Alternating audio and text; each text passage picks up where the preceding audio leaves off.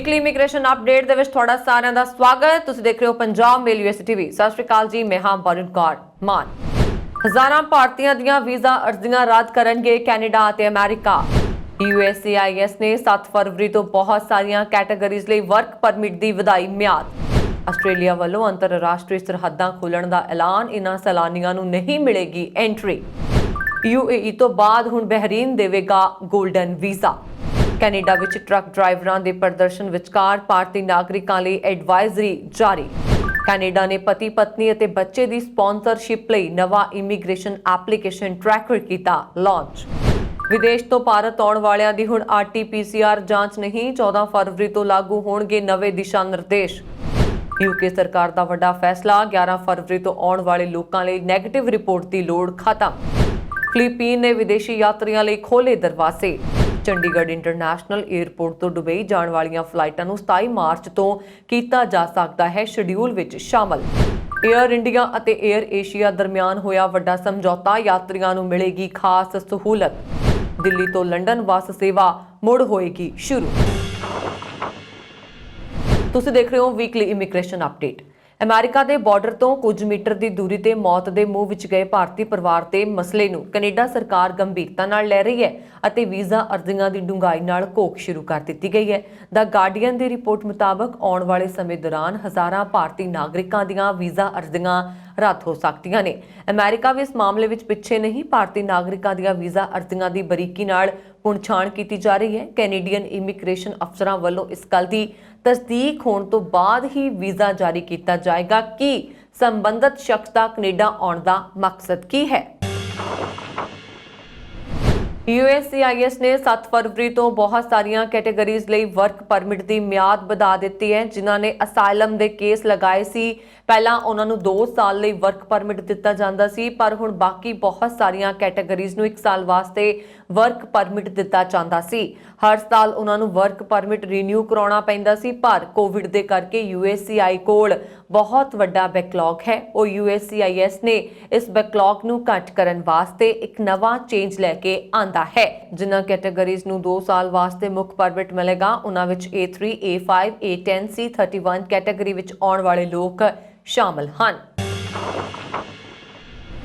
Australia 21 ਫਰਵਰੀ ਨੂੰ ਸੈਲਾਨੀਆਂ ਲਈ ਆਪਣੀ ਅੰਤਰਰਾਸ਼ਟਰੀ ਸਰਹੱਦ ਖੋਲ੍ਹ ਦੇਗਾ। ਹਾਲਾਂਕਿ ਸਿਰਫ ਉਹਨਾਂ ਲੋਕਾਂ ਨੂੰ ਦੇਸ਼ ਵਿੱਚ ਆਉਣ ਦੀ ਆਗਿਆ ਦਿੱਤੀ ਜਾਏਗੀ ਜਿਨ੍ਹਾਂ ਨੂੰ ਕੋਰੋਨਾ ਵੈਕਸੀਨ ਦੀਆਂ ਦੋਵੇਂ ਖੁਰਾਕਾਂ ਮਿਲ ਚੁੱਕੀਆਂ ਨੇ। ਆਸਟ੍ਰੇਲੀਆ ਦੇ ਪ੍ਰਧਾਨ ਮੰਤਰੀ ਸਕਾਟ ਮੋਰਿਸਨ ਨੇ ਸੋਮਵਾਰ ਨੂੰ ਇਹ ਐਲਾਨ ਕੀਤਾ। ਉਹਨਾਂ ਨੇ ਰਾਸ਼ਟਰੀ ਸੁਰੱਖਿਆ ਕਮੇਟੀ ਨਾਲ ਬੈਠਕ ਤੋਂ ਬਾਅਦ ਕਿਹਾ, ਮੈਨੂੰ ਪਤਾ ਹੈ ਕਿ ਸੈਰ ਸਪਾਟਾ ਉਦਯੋਗ ਇਸ ਦਾ ਇੰਤਜ਼ਾਰ ਕਰ ਰਿਹਾ ਹੋਵੇਗਾ। ਅਗਲੇ 2 ਹਫ਼ਤਿਆਂ ਵਿੱਚ ਉਹਨਾਂ ਨੂੰ ਆਸਟ੍ਰੇਲੀਆ ਵਿੱਚ ਅੰਤਰਰਾਸ਼ਟਰੀ ਸੈਲਾਨੀਆਂ ਦਾ ਸਵਾਗਤ ਕਰਨ ਦਾ ਮੌਕਾ ਮਿਲੇਗਾ। ਉਹਨਾਂ ਨੇ ਕਿਹਾ ਕਿ 21 ਫਰਵਰੀ ਤੋਂ ਆਸਟ੍ਰੇਲੀਆ ਆਉਣ ਵਾਲੇ ਲੋਕਾਂ ਲਈ ਕੋਰੋਨਾ ਵੈਕਸੀਨ ਦੀਆਂ 2 ਖੁਰਾਕਾਂ ਲੈਣਾ ਲਾਜ਼ਮੀ ਹੋਏਗਾ। ਦੱਸਣਯੋਗ ਹੈ ਕਿ ਮੌਰਿਸਨ ਨੇ ਪਿਛਲੇ ਸਾਲ ਅਕਤੂਬਰ ਵਿੱਚ ਕਿਹਾ ਸੀ ਕਿ ਵਿਦੇਸ਼ੀ ਨਾਗਰਿਕਾਂ ਲਈ ਆਸਟ੍ਰੇਲੀਆ ਦੀਆਂ ਸਰਹੱਦਾਂ 2022 ਵਿੱਚ ਖੋਲ੍ਹ ਦਿੱਤੀਆਂ ਜਾਣਗੀਆਂ। ਜ਼ਿਕਰਯੋਗ ਹੈ ਕਿ ਸੈਲਾਨੀਆਂ ਨੂੰ ਲਗਭਗ 2 ਸਾਲ ਬਾਅਦ ਆਸਟ੍ਰੇਲੀਆ ਆਉਣ ਦੀ ਆਗਿਆ ਦਿੱਤੀ ਜਾਏਗੀ, ਕਿਉਂਕਿ ਕੋਰੋਨਾ ਮਹਾਮਾਰੀ ਕਾਰਨ ਮਾਰਚ 2020 ਤੋਂ ਆਸਟ੍ਰੇਲੀਆ ਦੀਆਂ ਸਰਹੱਦਾਂ ਜ਼ਿਆਦਾਤਰ ਵਿਦੇਸ਼ੀ ਲੋਕਾਂ ਲਈ ਬੰਦ ਨੇ। ਸੰਯੁਕਤ ਅਰਬ ਅਮੀਰਾਤ ਤੋਂ ਬਾਅਦ ਹੁਣ ਬਹਿਰੀਨ ਨੇ ਵੀ ਗੋਲਡਨ ਵੀਜ਼ਾ ਜਾਰੀ ਕਰਨ ਦਾ ਐਲਾਨ ਕੀਤਾ ਹੈ। ਇਸ ਵੀਜ਼ੇ ਦਾ ਮੁੱਖ ਮਕਸਦ ਬਹਿਰੀਨ ਵਿੱਚ ਪ੍ਰਤਿਭਾ ਅਤੇ ਨਿਵੇਸ਼ ਨੂੰ ਆਕਰਸ਼ਿਤ ਕਰਨਾ ਹੈ। ਗੋਲਡਨ ਵੀਜ਼ਾ ਖਾੜੀ ਦੇਸ਼ਾਂ ਵਿੱਚ ਜਾਰੀ ਆਰਥਿਕ ਮੁਕਾਬਲੇ ਦਾ ਇੱਕ ਉਦਾਹਰਣ ਹੈ। ਗੋਲਡਨ ਵੀਜ਼ਾ ਪਾਉਣ ਵਾਲੇ ਲੋਕਾਂ ਨੂੰ ਬਹਿਰੀਨ ਵਿੱਚ ਕਈ ਤਰ੍ਹਾਂ ਦੀਆਂ ਸਹੂਲਤਾਂ ਮਿਲਣਗੀਆਂ ਜੋ ਹੋਰ ਵੀਜ਼ਾ ਧਾਰਕਾਂ ਨੂੰ ਨਹੀਂ ਮਿਲਦੀਆਂ। ਖਾੜੀ ਦੇਸ਼ਾਂ ਵਿੱਚ ਰਹਿਣ ਅਤੇ ਕੰਮ ਕਰਨ ਵਾਲੇ ਵਿਦੇਸ਼ੀਆਂ ਦੇ ਕੋਲ ਰਵਾਇਤੀ ਤੌਰ ਤੇ ਆਮ ਵੀਜ਼ੇ ਹੁੰਦੇ ਨੇ ਜੋ ਕੁਝ ਸਾਲਾਂ ਦੇ ਲਈ ਹੀ ਜਾਇਜ਼ ਹੁੰਦੇ ਨੇ। ਇਸ ਤੋਂ ਬਾਅਦ ਸੰਬੰਧਿਤ ਧਾਰਕ ਨੂੰ ਵੀਜ਼ਾ ਰੀਨਿਊ ਕਰਾਉਣ ਦੀ ਜ਼ਰੂਰਤ ਪੈਂਦੀ ਹੈ। ਬਹਿਰੀਨ ਦੇ ਗ੍ਰਹਿ ਮੰਤਰਾਲੇ ਨੇ ਗੋਲਡਨ ਰੈਜ਼ੀਡੈਂਸੀ ਵੀਜ਼ੇ ਨੂੰ ਜਾਰੀ ਕੀਤਾ। ਮੰਤਰਾਲੇ ਨੇ ਕਿਹਾ ਕਿ ਇਸ ਨੂੰ ਪਾਉਣ ਵਾਲੇ ਵਿਅਕਤੀ ਨੂੰ ਬਹਿਰੀਨ ਵਿੱਚ ਅਣਮਿੱਥੇ ਸਮੇਂ ਤੱਕ ਰਹਿਣ ਦਾ ਅਧਿਕਾਰ ਹੋਏਗਾ। ਇਸ ਤੋਂ ਇਲਾਵਾ ਗੋਲਡਨ ਵੀਜ਼ਾ ਧਾਰਕਾਂ ਨੂੰ ਬਹਿਰੀਨ ਵਿੱਚ ਕੰਮ ਕਰਨ ਦਾ ਅਧਿਕਾਰ, ਅਸੀਮਤ ਪ੍ਰਵੇਸ਼ ਅਤੇ ਨਿਕਾਸ ਦਾ ਅਧਿਕਾਰ ਵੀ ਹੋਏਗਾ। ਅਜਿਹੇ ਵੀਜ਼ਾ ਧਾਰਕ ਆਪਣੇ ਕਰੀਬੀ ਪਰਿਵਾਰ ਦੇ ਮੈਂਬਰਾਂ ਨੂੰ ਬਗੈਰ ਕਿਸੇ ਤਾਮ-ਝਾਮ ਦੇ ਬਹਿਰੀਨ ਲਿਆ ਸਕਦੇ ਨੇ। ਮੰਤਰਾਲੇ ਨੇ ਗੋਲਡਨ ਵੀਜ਼ਾ ਜਾਰੀ ਕਰਕੇ ਕਿਹਾ ਕਿ ਇਸ ਦਾ ਮਕਸਦ ਨਿਵੇਸ਼ਕਾਂ, ਕਾਰੋਬਾਰੀਆਂ ਅਤੇ ਅਤੇ ਪ੍ਰਤਿਭਾਸ਼ਾਲੀ ਵਿਅਕਤੀਆਂ ਨੂੰ ਆਕਰਸ਼ਿਤ ਕਰਨਾ ਹੈ ਜੋ ਬਹਿਰੀਨ ਦੀ ਲਗਾਤਾਰ ਸਫਲਤਾ ਦੇ ਵਿੱਚ ਯੋਗਦਾਨ ਦੇ ਸਕਦੇ ਨੇ। ਦਰਅਸਲ ਬਹਿਰੀਨ ਗੰਭੀਰ ਵਿੱਤੀ ਸੰਕਟ ਦਾ ਸਾਹਮਣਾ ਕਰ ਰਿਹਾ। ਬਹਿਰੀਨ ਤੇ ਕਰਜ਼ੇ ਦਾ ਦਬਾਅ ਵੀ ਲਗਾਤਾਰ ਵੱਧਦਾ ਜਾ ਰਿਹਾ। ਪਿਛਲੇ ਸਾਲ ਅਕਤੂਬਰ ਵਿੱਚ ਬਹਿਰੀਨ ਨੇ ਕਈ ਇਨਫਰਾਸਟ੍ਰਕਚਰ ਪ੍ਰੋਜੈਕਟਾਂ ਤੋਂ ਇਲਾਵਾ ਨਵੇਂ ਆਰਥਿਕ ਵਿਕਾਸ ਦਾ ਐਲਾਨ ਕੀਤਾ ਸੀ। ਗੋਲਡਨ ਵੀਜ਼ਾ ਪਾਉਣ ਦੇ ਲਈ ਸੰਬੰਧਿਤ ਵਿਅਕਤੀ ਨੂੰ ਬਹਿਰੀਨ ਵਿੱਚ ਘੱਟ ਤੋਂ ਘੱਟ 5 ਸਾਲ ਤੱਕ ਰਹਿਣਾ ਹੋਏਗਾ। ਇਸ ਤੋਂ ਇਲਾਵਾ ਉਸ ਵਿਅਕਤੀ ਨੂੰ ਹਰੇਕ ਮਹੀਨਾ ਘੱਟ ਤੋਂ ਘੱਟ 2000 BHD ਦੀ ਔਸਤ ਸੈਲਰੀ ਪਾਉਣੀ ਹੋਏਗੀ। ਇਸ ਤੋਂ ਇਲਾਵਾ ਬਹਿਰੀਨ ਵਿੱਚ ਇੱਕ ਨਿਸ਼ਚਿਤ ਮੁੱਲ ਤੋਂ ਜ਼ਿਆਦਾ ਦੇ ਸੰਪਤੀ ਦੇ ਮਾਲਕ, ਸੇਵਾ ਮੁਕਤ ਅਤੇ ਜ਼ਿਆਦਾ ਪ੍ਰਤਿਭਾਸ਼ਾਲੀ ਵਿਅਕਤੀ ਜੋ ਕੁਝ ਮਾਪਦੰਡਾਂ ਨੂੰ ਪੂਰਾ ਕਰਦੇ ਨੇ ਉਹ ਵੀ ਯੋਗ ਹੋਣਗੇ। ਕਿਸੇ ਵੀ ਦੇਸ਼ ਦੀ ਯਾਤਰਾ ਕਰਨ ਦੇ ਲਈ 2 ਚੀਜ਼ਾਂ ਦੀ ਜ਼ਰੂਰਤ ਹੁੰਦੀ ਹੈ। ਪਹਿਲਾ ਹੈ ਪਾਸਪੋਰਟ ਅਤੇ ਦੂਜਾ ਹੈ ਵੀਜ਼ਾ। ਵਿਦੇਸ਼ਾਂ ਵਿੱਚ ਆਪ ਦਾ ਪਾਸਪੋਰਟ ਆਪ ਨੂੰ ਇੱਕ ਪਛਾਣ ਮੁਹੱਈਆ ਕਰਵਾਉਂਦਾ ਹੈ। ਵੀਜ਼ਾ ਇੱਕ ਤਰ੍ਹਾਂ ਦਾ ਆਗਿਆ ਪੱਤਰ ਹੁੰਦਾ ਹੈ ਜਿਸ ਨਾਲ ਤੁਹਾਨੂੰ ਸੰਬੰਧਿਤ ਦੇਸ਼ ਵਿੱਚ ਐਂਟਰ ਹੋਣ ਦੀ ਆਗਿਆ ਮਿਲਦੀ ਹੈ। ਕੈਨੇਡਾ ਵਿੱਚ ਲਾਜ਼ਮੀ ਟੀਕਾਕਰਨ ਦੇ ਵਿਰੋਧ ਵਿੱਚ ਹੋ ਰਹੇ ਹਿੰਸਕ ਪ੍ਰਦਰਸ਼ਨਾਂ ਨੂੰ ਦੇਖਦੇ ਹੋਏ ਭਾਰਤ ਨੇ ਉੱਥੇ ਰਹਿਣ ਵਾਲੇ ਆਪਣੇ ਨਾਗਰਿਕਾਂ ਲਈ ਐਡਵਾਈਜ਼ਰੀ ਜਾਰੀ ਕੀਤੀ ਹੈ। ਭਾਰਤ ਨੇ ਆਪਣੇ ਨਾਗਰਿਕਾਂ ਨੂੰ ਸਾਵਧਾਨ ਰਹਿਣ ਲਈ ਕਿਹਾ। ਕੈਨੇਡਾ ਵਿੱਚ ਭਾਰਤ ਦੇ ਹਾਈ ਕਮਿਸ਼ਨਰ ਨੇ ਮੰਗਲਵਾਰ ਨੂੰ ਇਸ ਸੰਬੰਧ ਵਿੱਚ ਐਡਵਾਈਜ਼ਰੀ ਜਾਰੀ ਕੀਤੀ। ਇਸ ਵਿੱਚ ਕਿਹਾ ਗਿਆ ਕਿ ਵਰਤਮਾਨ ਹਾਲਾਤ ਨੂੰ ਦੇਖਦੇ ਹੋਏ ਕੈਨੇਡਾ 'ਚ ਰਹਿਣ ਵਾਲੇ ਅਤੇ ਇੱਥੇ ਆਉਣ ਦੀ ਯੋਜਨਾ ਬਣਾਉਣ ਵਾਲੇ ਭਾਰਤੀਆਂ ਨੂੰ ਵਧੇਰੇ ਸਾਵਧਾਨ ਰਹਿਣ ਦੀ ਲੋੜ ਹੈ। ਉਹਨਾਂ ਨੇ ਕਿਹਾ ਹੈ ਕਿ ਪ੍ਰਦਰਸ਼ਨ ਵਾਲੇ ਖੇਤਰਾਂ 'ਚ ਜਾਣ ਤੋਂ ਬਚਣਾ ਚਾਹੀਦਾ ਹੈ। ਹਾਈ ਕਮਿਸ਼ਨਰ ਨੇ ਕਿਹਾ ਕਿ ਓਟਾਵਾ ਵਿੱਚ ਐਮਰਜੈਂਸੀ ਸਥਿਤੀ ਦੀ ਘੋਸ਼ਣਾ ਕਰ ਦਿੱਤੀ ਗਈ ਹੈ। ਦੂਜੇ ਸ਼ਹਿਰਾਂ ਵਿੱਚ ਕਰਫਿਊ ਲਗਾਇਆ ਜਾ ਸਕਦਾ ਹੈ। ਇੱਥੇ ਤੁਹਾਨੂੰ ਦੱਸ ਦਿੰਦੇ ਹਾਂ ਕਿ ਓਟਾਵਾ ਤੇ ਟੋਰਾਂਟੋ ਸਮੇਤ ਕੈਨੇਡਾ ਦੇ ਸਾਰੇ ਪ੍ਰਮੁੱਖ ਸ਼ਹਿਰਾਂ ਵਿੱਚ ਵਿਰੋਧ ਪ੍ਰਦਰਸ਼ਨ ਹੋ ਰਹੇ ਨੇ। ਕੈਨੇਡਾ ਨੇ ਇੱਕ ਆਨਲਾਈਨ ਪੋਰਟਲ ਸ਼ੁਰੂ ਕੀਤਾ ਹੈ ਜਿੱਥੇ ਪਤੀ ਪਤਨੀ ਅਤੇ ਬਾਲ ਸਪਾਂਸਰਸ਼ਿਪ ਬਿਨੇਕਾਰ ਆਪਣੀ ਇਮੀਗ੍ਰੇਸ਼ਨ ਅਰਜ਼ੀ ਨੂੰ ਆਨਲਾਈਨ ਟਰੈਕ ਕਰ ਸਕਦੇ ਨੇ। ਟਰੈਕਰ ਸਰਕਾਰੀ ਵੈਬਸਾਈਟ ਤੇ ਪਾਇਆ ਜਾ ਸਕਦਾ ਹੈ। ਇਹ ਵਰਤਮਾਨ ਵਿੱਚ ਕੇਵਲ ਉਹਨਾਂ ਲੋਕਾਂ ਲਈ ਹੈ ਜੋ ਪਤੀ ਪਤਨੀ, ਕਾਮਨ ਲਾਅ ਅਤੇ ਨਿਰਭਰ ਚਾਈਲਡ ਸਪਾਂਸਰਸ਼ਿਪ ਲਈ ਅਰਜ਼ੀ ਦੇ ਰਹੇ ਨੇ। ਇਹ ਬਿਨੇਕਾਰਾਂ ਦੇ ਨਾਲ-ਨਾਲ ਪ੍ਰਤੀਨਿਧਾਂ ਲਈ ਵੀ ਉਪਲਬਧ ਹੈ। ਇਮੀਗ੍ਰੇਸ਼ਨ ਰਿਫਿਊਜ਼ਸ ਅਤੇ ਸਿਟੀਜ਼ਨਸ਼ਿਪ ਕੈਨੇਡਾ ਆਨਲਾਈਨ ਫਾਰਮ ਦੇ ਨੋਟ ਕਰਦਾ ਹੈ ਕਿ IRCC ਅਫਸਰਾਂ ਦੁਆਰਾ ਕੋਈ ਅੰਤਿਮ ਫੈਸਲਾ ਲੈਣ ਤੋਂ ਪਹਿਲਾਂ ਕਿਸੇ ਵੀ ਸਮੇਂ ਟਰੈਕਰ ਦੀ ਜਾਣਕਾਰੀ ਬਦਲ ਸਕਦੀ ਹੈ। ਇਹ ਵੀ ਕਹਿੰਦਾ ਹੈ ਕਿ ਸਪਾਂਸਰਸ਼ਿਪ ਐਪਲੀਕੇਸ਼ਨਾਂ ਦੀ ਅਸਲ ਪ੍ਰਗਤੀ ਅਤੇ ਟਰੈਕਰ ਵਿੱਚ ਦਿਖਾਈ ਗਈ ਜਾਣਕਾਰੀ ਵਿੱਚ ਕੁਝ ਦੇਰੀ ਜਾਂ ਅੰਤਰ ਹੋ ਸਕਦੇ ਨੇ। ਕੈਨੇਡੀਅਨ ਇਮੀਗ੍ਰੇਸ਼ਨ ਪ੍ਰਣਾਲੀ ਨੂੰ ਆਧੁਨਿਕ ਬਣਾਉਣ ਦੀ ਕੋਸ਼ਿਸ਼ ਦੇ ਹਿੱਸੇ ਵਜੋਂ ਇਸ ਹਫ਼ਤੇ ਦੇ ਸ਼ੁਰੂ ਵਿੱਚ ਇਮੀਗ੍ਰੇਸ਼ਨ ਮੰਤਰੀ ਸੀਨ ਫਰੇਜ਼ਰ ਦੁਆਰਾ ਟਰੈਕਰ ਦੀ ਘੋਸ਼ਣਾ ਕੀਤੀ ਗਈ ਸੀ। ਇੱਕ ਸਰਕਾਰੀ ਮੀਡੀਆ ਰਿਲੀਜ਼ ਵਿੱਚ ਕਿਹਾ ਗਿਆ, ਅਸੀਂ ਸਮਝਦੇ ਹਾਂ ਕਿ ਗਾਹਕ ਆਪਣੀਆਂ ਕੇਸ ਫਾਈਲਾਂ ਤੇ ਸਥਿਤੀ ਅਪਡੇਟ ਤੱਕ ਆਸਾਨ ਪਹੁੰਚਣਾ ਚਾਹੁੰਦੇ ਹਨ। ਇਸ ਲਈ ਅਸੀਂ ਫਰਵਰੀ 2022 ਵਿੱਚ ਪਤੀ ਪਤਨੀ ਅਤੇ ਨਿਰਭਰ ਲੋਕਾਂ ਲਈ ਇੱਕ ਨਵਾਂ ਸਥਾਈ ਨਿਵਾਸ ਐਪਲੀਕੇਸ਼ਨ ਟਰੈਕਰ ਵੀ ਪੇਸ਼ ਕਰਾਂਗੇ ਤਾਂ ਜੋ ਗਾਹਕ ਆਸਾਨੀ ਨਾਲ ਆਪਣੀ ਅਰਜ਼ੀ ਦੀ ਜਾਣਕਾਰੀ ਅਤੇ ਸਥਿਤੀ ਨੂੰ ਆਨਲਾਈਨ ਐਕਸੈਸ ਕਰ ਸਕਣ। ਸਰਕਾਰ 2022 ਦੀਆਂ ਗਰਮੀਆਂ 'ਚ ਹੋਰ ਭਵਿੱਖੀ ਪ੍ਰਵਾਸੀਆਂ ਲਈ ਆਨਲਾਈਨ ਅਰਜ਼ੀਆਂ ਦਾ ਵਿਸਤਾਰ ਵੀ ਕਰਨਾ ਚਾਹੁੰਦੀ ਹੈ। ਵਧੇਰੇ ਆਨਲਾਈਨ ਅਰਜ਼ੀ ਪ੍ਰਕਿਰਿਆਵਾਂ ਵਿੱਚ ਤਬਦੀਲੀ ਦਾ ਉਦੇਸ਼ ਕਾਗਜ਼ੀ ਅਰਜ਼ੀਆਂ ਅਤੇ ਮਹਾਮਾਰੀ ਨਾਲ ਜੁੜੀਆਂ ਪ੍ਰਕਿਰਿਆਵਾਂ ਵਿੱਚ ਦੇਰੀ ਨੂੰ ਘਟਾਉਣਾ ਹੈ। ਰਿਲੀਜ਼ ਵਿੱਚ ਸਰਕਾਰ ਨੇ ਲਿਖਿਆ ਕਿ ਅੱਜ ਤੱਕ ਦੀਆਂ ਕੋਸ਼ਿਸ਼ਾਂ ਨੇ ਨਵੇਂ ਪਤੀ ਪਤਨੀ ਸਪਾਂਸਰਸ਼ਿਪ ਬਿਨੇਕਾਰਾਂ ਨੂੰ 12 ਮਹੀਨਿਆਂ ਦੇ ਸੇਵਾ ਮਿਆਰ ਤੇ ਵਾਪਸ ਜਾਣ ਲਈ ਔਸਤ ਪ੍ਰਕਿਰਿਆ ਦੇ ਸਮੇਂ ਦੀ ਆਗਿਆ ਦਿੱਤੀ ਹੈ। ਕੈਨੇਡਾ ਵਪਾਰ ਦੀਆਂ ਸਾਰੀਆਂ ਲਾਈਨਾਂ ਵਿੱਚ ਇਮੀਗ੍ਰੇਸ਼ਨ ਅਰਜ਼ੀਆਂ ਵਿੱਚ ਇੱਕ ਬੈਕਲੌਗ ਦਾ ਅਨੁਭਵ ਕਰ ਰਿਹਾ। ਦਸੰਬਰ 2021 ਤੱਕ 54,683 ਪਤੀ ਪਤਨੀ ਸਪਾਂਸਰਸ਼ਿਪ ਬਿਨੇਕਾਰ ਅਤੇ 8,848 ਬੱਚੇ ਅਤੇ ਹੋਰ ਪਰਿਵਾਰਕ ਸ਼੍ਰੇਣੀ ਦੇ ਬਿਨੇਕਾਰ ਫੈਸਲੇ ਦੀ ਉਡੀਕ ਕਰ ਰਹੇ ਸਨ। ਕੋਰੋਨਾ ਦੀ ਬਿਹਤਰ ਹੁੰਦੀ ਸਥਿਤੀ ਕਾਰਨ ਵਿਦੇਸ਼ ਤੋਂ ਭਾਰਤ ਆਉਣ ਵਾਲੇ ਯਾਤਰੀਆਂ ਲਈ ਨਵੇਂ ਦਿਸ਼ਾ ਨਿਰਦੇਸ਼ 14 ਫਰਵਰੀ ਤੋਂ ਲਾਗੂ ਹੋਣਗੇ। ਇਨ੍ਹਾਂ ਦਿਸ਼ਾ ਨਿਰਦੇਸ਼ਾਂ ਮੁਤਾਬਕ ਨਾ ਤਾਂ ਉਹਨਾਂ ਨੂੰ 7 ਦਿਨਾਂ ਲਈ ਕੁਆਰੰਟਾਈਨ ਹੋਣ ਦੀ ਲੋੜ ਹੋਏਗੀ ਤੇ ਨਾ ਹੀ ਆਗਮਨ ਦੇ 8ਵੇਂ ਦਿਨ RT-PCR ਜਾਂਚ ਕਰਵਾਉਣੀ ਪਏਗੀ।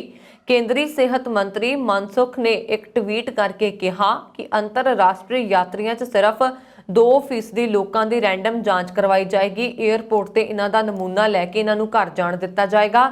ਸਰਕਾਰ ਦੇ ਨਵੇਂ ਦਿਸ਼ਾ ਨਿਰਦੇਸ਼ਾਂ ਮੁਤਾਬਕ ਯਾਤਰੀਆਂ ਨੂੰ ਆਗਮਨ ਤੋਂ ਬਾਅਦ 14 ਦਿਨਾਂ ਲਈ ਆਪਣੀ ਸਿਹਤ ਦੀ ਖੁਦ ਨਿਗਰਾਨੀ ਕਰਨੀ ਪਏਗੀ ਤੇ ਜੇਕਰ ਕੋਰੋਨਾ ਦੇ ਲੱਛਣ ਦਿਸਦੇ ਨੇ ਤਾਂ ਉਹਨਾਂ ਨੂੰ ਖੁਦ ਨੂੰ ਆਈਸੋਲੇਟ ਕਰਨਾ ਪਏਗਾ। ਦੇਸ਼ਾਂ ਲਈ ਐਟ ਰਿਸਕ ਟੈਗ ਵੀ ਹਟਾ ਦਿੱਤਾ ਗਿਆ। ਇਹਨਾਂ ਤੋਂ ਇਲਾਵਾ 82 ਦੇਸ਼ਾਂ ਦੇ ਯਾਤਰੀਆਂ ਨੂੰ ਬੋਰਡਿੰਗ ਰਾਹੀਂ 72 ਘੰਟੇ ਪਹਿਲਾਂ ਨੈਗੇਟਿਵ RT-PCR ਰਿਪੋਰਟ ਦੀ ਬਜਾਏ ਪੂਰਨ ਟੀਕਾਕਰਨ ਦਾ ਸਰਟੀਫਿਕੇਟ ਅਪਲੋਡ ਕਰਨ ਦੀ ਆਗਿਆ ਹੈ। 82 ਦੇਸ਼ਾਂ ਵਿੱਚ ਉਹ ਸ਼ਾਮਲ ਹਨ ਜਿਨ੍ਹਾਂ ਦਾ ਭਾਰਤ ਨਾਲ ਰਾਸ਼ਟਰੀ ਪੱਧਰ ਤੇ ਮਾਨਤਾ ਪ੍ਰਾਪਤ ਜਾਂ WHO ਤੋਂ ਮਾਨਤਾ ਪ੍ਰਾਪਤ ਟੀਕਿਆਂ ਦੇ ਟੀਕਾਕਰਨ ਸਰਟੀਫਿਕੇਟਾਂ ਦੀ ਆਪਸੀ ਮਾਨਤਾ ਦਾ ਸਮਝੌਤਾ ਹੈ।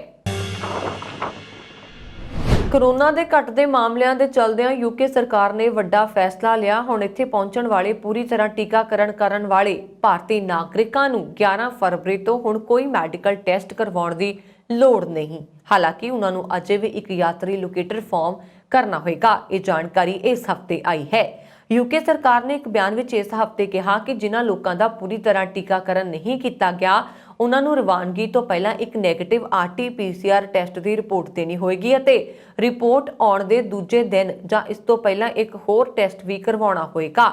ਕਿਸੇ ਵੀ ਯਾਤਰੀ ਨੂੰ ਪਹੁੰਚਣ ਤੇ ਸੈਲਫ ਆਈਸੋਲੇਸ਼ਨ ਦੀ ਲੋੜ ਨਹੀਂ ਹੋਏਗੀ ਅਤੇ ਅਜਿਹਾ ਸਿਰਫ ਤਾਂ ਹੀ ਕਰਨਾ ਪਏਗਾ ਜੇ ਉਹਨਾਂ ਦੀ ਰਿਪੋਰਟ ਪੋਜ਼ਿਟਿਵ ਆਉਂਦੀ ਹੈ। ਬਿਆਨ ਵਿੱਚ ਕਿਹਾ ਗਿਆ ਹੈ ਕਿ ਯੂਕੇ ਵਿੱਚ ਪਹੁੰਚਣ ਵਾਲੇ ਪੂਰੀ ਤਰ੍ਹਾਂ ਟੀਕਾਕਰਨ ਵਾਲੇ ਯਾਤਰੀਆਂ ਲਈ ਸਾਰੇ ਟੈਸਟਿੰਗ ਉਪਾਅ 11 ਫਰਵਰੀ ਨੂੰ ਸਵੇਰੇ 4 ਵਜੇ ਤੋਂ ਹਟਾ ਦਿੱਤੇ ਜਾਣਗੇ ਕਿਉਂਕਿ ਸਰਕਾਰ ਯਾਤਰਾ ਸੈਕਟਰ ਨੂੰ ਮੁੜ ਖੋਲ੍ਹਣ ਦੀ ਇੱਕ ਕਦਮ ਹੋਰ ਅੱਗੇ ਵਧਾ ਰਹੀ ਹੈ। ਬਿਆਨ ਵਿੱਚ ਕਿਹਾ ਗਿਆ ਹੈ ਕਿ ਯਾਤਰਾ ਨਿਯਮਾਂ ਵਿੱਚ ਬਦਲਾਅ ਵਿਦਿਅਕ ਸੰਸਥਾਵਾਂ ਲਈ ਫਰਵਰੀ ਦੇ ਅੱਧੇ ਕਾਰਜਕਾਲ ਤੋਂ ਪਹਿਲਾਂ ਕੀਤੇ ਜਾਣਗੇ ਅਤੇ ਬ੍ਰਿਟੇਨ ਦੇ ਬੂਸਟਰ ਪ੍ਰੋਗਰਾਮ ਦੀ ਸਫਲਤਾ ਦੀ ਪਾਲਣਾ ਕਰਨਗੇ। ਯੂਕੇ ਸਰਕਾਰ ਦੇਸ਼ ਵਿੱਚ ਕੋਵਿਡ-19 ਵੈਕਸੀਨ ਅਤੇ ਬੂਸਟਰ ਰੋਲ ਆਊਟ ਦੀ ਸਫਲਤਾ ਕਰਕੇ ਯਾਤਰਾ ਪਾਬੰਦੀਆਂ ਦੀ ਗਿਣਤੀ ਨੂੰ ਘਟਾਉਣ ਦੇ ਸਮਰੱਥ ਹੈ। ਫਿਲੀਪੀਨ ਨੇ ਕੋਵਿਡ ਮਾਮਲਿਆਂ ਵਿੱਚ ਗਿਰਾਵਟ ਦੇ ਮੱਦੇਨਜ਼ਰ ਵਿਦੇਸ਼ੀ ਯਾਤਰੀਆਂ ਦੇ ਦੇਸ਼ ਵਿੱਚ ਦਾਖਲ ਹੋਣ ਤੋਂ ਲਗਭਗ ਸਾਲ ਤੋਂ ਲਾਗੂ ਕੀਤੀਆਂ ਗਈਆਂ ਪਾਬੰਦੀਆਂ ਨੂੰ ਇਸ ਹਫ਼ਤੇ ਵੀਰਵਾਰ ਨੂੰ ਹਟਾ ਦਿੱਤਾ। ਇਸ ਨਾਲ ਸੈਰ ਸਪਾਟਾ ਅਤੇ ਉਸ ਨਾਲ ਜੁੜੇ ਉਦਯੋਗਾਂ ਨੂੰ ਵਧਾਵਾ ਮਿਲ ਸਕੇਗਾ। ਫਿਲੀਪੀਨ ਦੇ ਨਾਲ ਵੀਜ਼ਾ ਮੁਕਤ ਵਿਵਸਥਾ ਵਾਲੇ 157 ਦੇਸ਼ਾਂ ਦੇ ਯਾਤਰੀ ਜੋ ਟੀਕੇ ਦੀਆਂ ਦੋਵੇਂ ਖੁਰਾਕਾਂ ਲਗਵਾ ਚੁੱਕੇ ਨੇ ਉਹ ਫਿਲੀਪੀਨ ਆ ਸਕਦੇ ਨੇ ਅਤੇ ਆਗਮਨ ਤੇ ਉਹਨਾਂ ਲਈ ਇਕਾਂਤਵਾਸ ਵਿੱਚ ਰਹਿਣ ਦੀ ਲੋੜ ਨਹੀਂ ਹੋਏਗੀ। ਦੇਸ਼ ਦੀ ਸਰਕਾਰ ਨੇ ਜ਼ੋਖਮ ਦੇ ਵਰਗੀਕਰਨ ਦੀ ਵਿਵਸਥਾ ਵੀ ਖਤਮ ਕਰ ਦਿੱਤੀ ਹੈ ਕਿਉਂਕਿ ਇਸ ਦੇ ਤਹਿਤ ਵੱਧ ਸੰਕਰਮਣ ਵਾਲੇ ਦੇਸ਼ਾਂ ਤੋਂ ਆਉਣ ਵਾਲੇ ਯਾਤਰੀਆਂ ਤੇ ਪਾਬੰਦੀ ਸੀ। ਟੂਰਿਜ਼ਮ ਸਕੱਤਰ ਬੇਰਨਾ ਨੇ ਕਿਹਾ ਕਿ ਮਹਾਮਾਰੀ ਦੇ ਪ੍ਰਭਾਵ ਤੋਂ ਉਭਰਨ ਵਿੱਚ ਅਸੀਂ ਨਵਾਂ ਅਧਿਆਇ ਲਿਖਾਂਗੇ। ਉਹਨਾਂ ਨੇ ਕਿਹਾ ਕਿ ਸਰਹੱਦ ਮੁੜ ਖੁੱਲ੍ਹਣ ਨਾਲ ਰੁਜ਼ਗਾਰ ਦੇ ਮੌਕੇ ਬਹਾਲ ਹੋਣਗੇ ਅਤੇ ਟੂਰਿਜ਼ਮ ਨਾਲ ਜੁੜੇ ਉਦਯੋਗਾਂ ਨੂੰ ਫਾਇਦਾ ਹੋਏਗਾ। ਟਰਾਈ ਸਿਟੀ ਦੇ ਲੋਕਾਂ ਨੂੰ ਸਮਰ ਸ਼ਡਿਊਲ ਵਿੱਚ ਬੰਦ ਫਲਾਈਟਾਂ ਦੁਬਾਰਾ ਮਿਲ ਸਕਦੀਆਂ ਨੇ। ਜਾਣਕਾਰੀ ਅਨੁਸਾਰ ਕੋਵਿਡ-19 ਕਾਰਨ ਚੰਡੀਗੜ੍ਹ ਇੰਟਰਨੈਸ਼ਨਲ ਏਅਰਪੋਰਟ ਤੋਂ ਦੁਬਈ ਜਾਣ ਵਾਲੀਆਂ ਫਲਾਈਟਾਂ ਬੰਦ ਕਰ ਦਿੱਤੀਆਂ ਗਈਆਂ ਸੀ ਪਰ ਏਅਰਪੋਰਟ ਅਥਾਰਟੀ ਵੱਲੋਂ 27 ਮਾਰਚ ਨੂੰ ਸ਼ਡਿਊਲ ਵਿੱਚ ਇਹਨਾਂ ਨੂੰ ਸ਼ਾਮਲ ਕੀਤਾ ਜਾ ਸਕਦਾ ਹੈ ਜਿਸ ਲਈ ਏਅਰਲਾਈਨਸ ਕੰਪਨੀਆਂ ਨੇ ਸਲਾਟ ਦੀ ਮੰਗ ਕੀਤੀ ਹੈ। ਇਹੀ ਨਹੀਂ, ਏਅਰ ਇੰਡੀਆ ਏਅਰਲਾਈਨਸ ਦੇ ਟਾਟਾ ਦੇ ਹੱਥਾਂ ਵਿੱਚ ਚਲੇ ਜਾਣ ਤੋਂ ਬਾਅਦ ਬੈਂਕਾਕ ਦੀਆਂ ਫਲਾਈਟਾਂ ਦੁਬਾਰਾ ਸ਼ੁਰੂ ਹੋ ਸਕਦੀਆਂ ਨੇ। ਇਸ ਸੰਬੰਧੀ ਅਧਿਕਾਰੀਆਂ ਦਾ ਕਹਿਣਾ ਹੈ ਕਿ ਬੰਦ ਕੀਤੀਆਂ ਗਈਆਂ ਫਲਾਈਟਸ ਦੁਬਾਰਾ ਸ਼ੁਰੂ ਕੀਤੀਆਂ ਜਾਣਗੀਆਂ। ਅਜਿਹੇ ਵਿੱਚ 3 ਸਾਲ ਪਹਿਲਾਂ ਬੰਦ ਬੈਂਕਾਕ ਦੀ ਫਲਾਈਟ ਦੁਬਾਰਾ ਸ਼ੁਰੂ ਹੋਏਗੀ। ਦੇਸ਼ ਅਤੇ ਸ਼ਹਿਰ ਵਿੱਚ ਕੋਵਿਡ-19 ਦਾ ਪ੍ਰਭਾਵ ਜ਼ਿਆਦਾ ਹੋਣ ਕਾਰਨ ਭਾਰਤ ਸਰਕਾਰ ਅਤੇ ਅਥਾਰਟੀ ਨੇ ਦੁਬਈ ਜਾਣ ਵਾਲੀਆਂ ਫਲਾਈਟਸ ਨੂੰ 2020 ਵਿੱਚ ਬੰਦ ਕਰ ਦਿੱਤਾ ਸੀ। ਇਸ ਤੋਂ ਬਾਅਦ ਸਾਰੀਆਂ ਫਲਾਈਟਸ ਦੁਬਾਰਾ ਸ਼ੁਰੂ ਕਰ ਦਿੱਤੀਆਂ ਗਈਆਂ ਪਰ ਇੰਡੀਗੋ ਏਅਰਲਾਈਨਸ ਦੀ ਦੁਬਈ ਜਾਣ ਵਾਲੀ ਫਲਾਈਟ 1 ਸਾਲ ਤੋਂ ਬੰਦ ਹੈ ਜਦੋਂ ਕਿ ਅਥਾਰਟੀ ਵੱਲੋਂ ਤਿਆਰ ਕੀਤੇ ਜਾ ਰਹੇ ਸਮਰ ਸ਼ਡਿਊਲ ਵਿੱਚ ਦੁਬਈ ਦੀ ਫਲਾਈਟ ਨੂੰ ਦੁਬਾਰਾ ਸ਼ਾਮਲ ਕਰ ਲਿਆ ਗਿਆ। ਇਸ ਲਈ ਅੰਦਾਜ਼ਾ ਹੈ ਕਿ 27 ਮਾਰਚ ਤੋਂ ਬਾਅਦ ਚੰਡੀਗੜ੍ਹ ਤੋਂ ਦੂਜੀਆਂ ਇੰਟਰਨੈਸ਼ਨਲ ਫਲਾਈਟਸ ਸ਼ੁਰੂ ਹੋ ਜਾਣਗੀਆਂ। ਏਅਰ ਇੰਡੀਆ ਨੇ ਬੈਂਕਾਕ ਲਈ ਫਲਾਈਟ ਸ਼ੁਰੂ ਕੀਤੀ ਸੀ ਪਰ ਏਅਰਲਾਈਨ ਸੰਚਾਲਕਾਂ ਨੇ ਮੁਸਾਫਰਾਂ ਦੀ ਘਾਟ ਦਾ ਹਵਾਲਾ ਦੇ ਕੇ 2019 ਵਿੱਚ ਇਸ ਨੂੰ ਬੰਦ ਕਰ ਦਿੱਤਾ ਸੀ। ਏਅਰ ਇੰਡੀਆ ਦੇ ਟਾਟਾ ਦੇ ਹੱਥਾਂ ਵਿੱਚ ਜਾਣ ਤੋਂ ਬਾਅਦ ਹੁਣ ਆਸ ਹੈ ਕਿ ਫਲਾਈਟ ਦੁਬਾਰਾ ਸ਼ੁਰੂ ਹੋਏਗੀ। ਸੂਤਰਾਂ ਅਨੁਸਾਰ ਚੰਡੀਗੜ੍ਹ ਇੰਟਰਨੈਸ਼ਨਲ ਏਅਰਪੋਰਟ ਤੋਂ ਬੰਦ ਫਲਾਈਟਾਂ ਜਲਦੀ ਸ਼ੁਰੂ ਕੀਤੀਆਂ ਜਾ ਰਹੀਆਂ ਨੇ। ਇਸ ਲਈ ਅੰਦਾਜ਼ਾ ਹੈ ਕਿ ਸਮਰ ਸ਼ਡਿਊਲ ਵਿੱਚ ਬੈਂਕਾਕ ਦੀ ਵੀ ਫਲਾਈਟ ਚੱਲ ਸਕਦੀ ਹੈ। ਨਾਲ ਹੀ ਚੰਡੀਗੜ੍ਹ ਏਅਰਪੋਰਟ ਤੋਂ ਦੂਜੇ ਸੂਬਿਆਂ ਨੂੰ ਜਾਣ ਵਾਲੀਆਂ ਏਅਰ ਇੰਡੀਆ ਦੀਆਂ ਕਈ ਫਲਾਈਟਾਂ ਬੰਦ ਨੇ ਜੋ ਦੁਬਾਰਾ ਚੱਲ ਸਕਦੀਆਂ ਨੇ। ਏਅਰ ਇੰਡੀਆ ਦੀ 69 ਸਾਲਾ ਵਾਪਸੀ ਤੋਂ ਬਾਅਦ ਰਤਨ ਟਾਟਾ ਆਪਣੀ ਇਸ ਏਅਰਲਾਈਨ ਨੂੰ ਸਿਖਰਾਂ ਤੇ ਪਹੁੰਚਾਉਣ ਲਈ ਕਈ ਕੋਸ਼ਿਸ਼ਾਂ ਕਰ ਰਹੇ ਨੇ। ਇਨ੍ਹਾਂ ਕੋਸ਼ਿਸ਼ਾਂ ਵਿੱਚ ਆਪਣੇ ਯਾਤਰੀਆਂ ਨੂੰ ਵਧੀਆ ਸਹੂਲਤਾਂ ਅਤੇ ਆਰਾਮਦਾਇਕ ਸਫ਼ਰ ਦੇਣਾ ਵੀ ਸ਼ਾਮਲ ਹੈ। ਏਅਰ ਇੰਡੀਆ ਅਤੇ ਏਅਰ ਏਸ਼ੀਆ ਦਰਮਿਆਨ ਸਮਝੌਤੇ ਤਹਿਤ ਹੁਣ ਯਾਤਰੀ ਇੱਕ ਏਅਰਲਾਈਨ ਦੀ ਟਿਕਟ ਲੈ ਕੇ ਦੂਸਰੀ ਏਅਰਲਾਈਨ ਦੀ ਫਲਾਈਟ ਵਿੱਚ ਯਾਤਰਾ ਕਰ ਸਕਣਗੇ। ਸਮਝੌਤੇ ਤਹਿਤ ਜੇਕਰ ਦੋਵਾਂ ਵਿੱਚੋਂ ਕਿਸੇ ਵੀ ਏਅਰਲਾਈਨ ਦੇ ਸੰਚਾਲਨ ਵਿੱਚ ਕੋਈ ਦਿੱਕਤ ਆਉਂਦੀ ਹੈ ਤਾਂ ਇੱਕ ਏਅਰਲਾਈਨ ਦੇ ਦੂਜੇ ਯਾਤਰੀ ਦੂਜੀ ਏਅਰਲਾਈਨ 에ਅਰਲਾਈਨ ਵਿੱਚ ਆਪਣੀ ਯਾਤਰਾ ਪੂਰੀ ਕਰ ਸਕਣਗੇ। ਭਾਵ ਕਿਸੇ ਵੀ ਐਮਰਜੈਂਸੀ ਦੀ ਸਥਿਤੀ ਜਿਹੜੀ ਫਲਾਈਟ ਪਹਿਲਾਂ ਉਪਲਬਧ ਹੋਵੇਗੀ, ਯਾਤਰੀਆਂ ਨੂੰ ਉਸੇ ਫਲਾਈਟ ਵਿੱਚ ਯਾਤਰਾ ਕਰਨ ਦੀ ਸਹੂਲਤ ਦਿੱਤੀ ਜਾਏਗੀ। ਅਜਿਹਾ ਇਸ ਲਈ ਕੀਤਾ ਗਿਆ ਹੈ ਤਾਂ ਜੋ ਯਾਤਰੀਆਂ ਨੂੰ ਪਰੇਸ਼ਾਨੀ ਦਾ ਸਾਹਮਣਾ ਨਾ ਕਰਨਾ ਪਏ ਅਤੇ ਯਾਤਰੀ ਸਮੇਂ ਸਿਰ ਆਪਣੀ ਯਾਤਰਾ ਪੂਰੀ ਕਰ ਸਕਣ। ਇਸ ਤੋਂ ਸਹੂਲਤ ਲਈ ਹੋਰ ਉਪਲਬਧ ਉਡਾਣਾਂ ਵਿੱਚ ਸੀਟ ਦੀ ਉਪਲਬਧਤਾ ਦੀ ਜਾਂਚ ਕੀਤੀ ਜਾਏਗੀ। ਉਸ ਦੇ ਆਧਾਰ ਤੇ ਜੋ 에ਅਰਪੋਰਟ ਮੈਨੇਜਰ ਉੱਥੇ ਮੌਜੂਦ ਹੋਵੇਗਾ ਉਹ ਇਸ ਸੰਬੰਧੀ ਫੈਸਲਾ ਲੈਣ ਦੇ ਯੋਗ ਹੋਵੇਗਾ। ਦੋਵਾਂ 에ਅਰਲਾਈਨਾਂ ਵਿਚਾਲੇ ਹੋਏ ਸਮਝੌਤੇ ਤਹਿਤ ਇਹ ਵਿਵਸਥਾ 10 ਫਰਵਰੀ 2022 ਤੋਂ ਫਰਵਰੀ 2024 ਤੱਕ ਲਾਗੂ ਰਹੇਗੀ। ਹਾਲਾਂਕਿ ਇਹ ਵਿਵਸਥਾ ਸਿਰਫ ਘਰੇਲੂ ਉਡਾਣਾਂ ਲਈ ਲਾਗੂ ਹੈ। ਇਹਨਾਂ ਦੋਵਾਂ 에ਅਰਲਾਈਨਾਂ ਨੇ ਇੱਕ ਸਮਝੌਤੇ ਰਾਹੀਂ IROPS ਵਿਵਸਥਾ ਨੂੰ ਅਪਣਾਇਆ ਹੈ ਜੋ ਕਿਸੇ ਇੱਕ 에ਅਰਲਾਈਨ ਦੇ ਸੰਚਾਲਨ ਵਿੱਚ ਵਿਘਨ ਪੈਣ ਦੀ ਸਥਿਤੀ 'ਚ ਯਾਤਰੀਆਂ ਨੂੰ ਦੂਜੀ 에ਅਰਲਾਈਨਾਂ ਦੀਆਂ ਉਡਾਣਾਂ ਵਿੱਚ ਤਬਦੀਲ ਕਰਨ ਦੀ ਆਗਿਆ ਦਿੰਦਾ ਹੈ। ਭਾਰਤ ਮਿਆਂਮਾਰ ਸਰਹੱਦ ਤੇ ਆਵਾਜਾਈ ਆਮ ਵਾਂਗ ਹੋਣ ਨਾਲ ਦਿੱਲੀ ਤੋਂ ਲੰਡਨ ਲਈ ਬੱਸ ਸੇਵਾ ਸ਼ੁਰੂ ਕੀਤੀ ਜਾ ਰਹੀ ਹੈ। ਇਸ ਸਾਲ ਸਤੰਬਰ ਵਿੱਚ ਅਤੀ ਆਧੁਨਿਕ ਸਹੂਲਤਾਂ ਵਾਲੀਆਂ ਲਗਜ਼ਰੀ ਬੱਸਾਂ ਲੰਡਨ ਤੋਂ ਦਿੱਲੀ ਲਈ ਰਵਾਨਾ ਹੋਣਗੀਆਂ।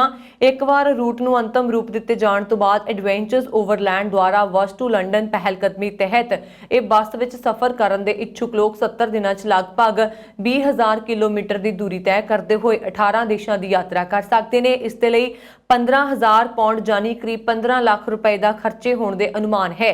ਇਸ ਪੈਕੇਜ ਵਿੱਚ ਵੱਖ-ਵੱਖ ਦੇਸ਼ਾਂ ਵਿੱਚ ਟਿਕਟ, ਵੀਜ਼ਾ ਅਤੇ ਰਿਹਾਇਸ਼ ਵਰਗੀਆਂ ਸਾਰੀਆਂ ਸੇਵਾਵਾਂ ਸ਼ਾਮਲ ਹੋਣਗੀਆਂ। 40 ਸਾਲਾਂ ਬਾਅਦ ਇਹ ਦੂਜੀ ਵਾਰ ਹੋਏਗਾ ਜਦੋਂ ਲੋਕਾਂ ਨੂੰ ਦਿੱਲੀ ਤੋਂ ਲੰਡਨ ਤੱਕ ਬੱਸ ਸੇਵਾ ਦਾ ਆਨੰਦ ਲੈਣ ਦਾ ਮੌਕਾ ਮਿਲੇਗਾ। ਇਹ ਸਨ ਇਸ ਹਫ਼ਤੇ ਦੀਆਂ weekly immigration update. Varun Kaur Maan ਨੂੰ ਦਿਓ ਆਗਿਆ। ਸਤਿ ਸ਼੍ਰੀ ਅਕਾਲ।